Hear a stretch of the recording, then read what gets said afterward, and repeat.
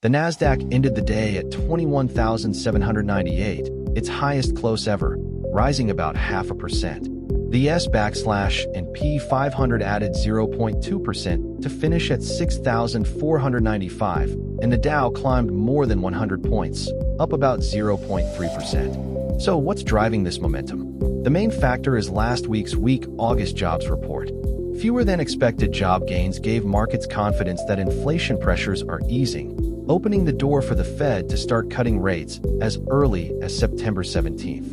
Traders are now pricing in multiple cuts before year-end, with some even expecting a larger move this month. But that's not the only catalyst. Inflation data is the big test coming up this week. Wholesale producer prices will be released Wednesday, followed by consumer inflation on Thursday. If both show price pressures easing, the case for rate cuts strengthens.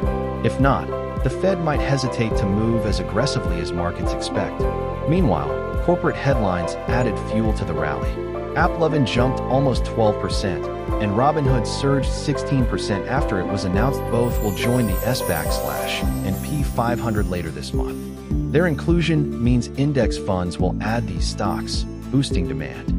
Another major mover was EchoStar, which soared nearly 20% after striking a $17 billion spectrum license deal with SpaceX's Starlink.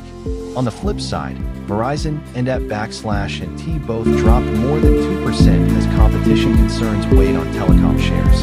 Tech also had a strong day.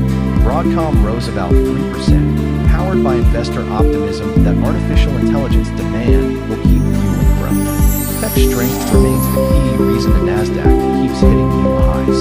Bond markets confirmed the shift in sentiment. The 10-year Treasury yield dropped to around 4.04%, its lowest in 5 months. Lower yields reduce borrowing costs and boost the appeal of growth stocks, especially in technology. So where does that leave us?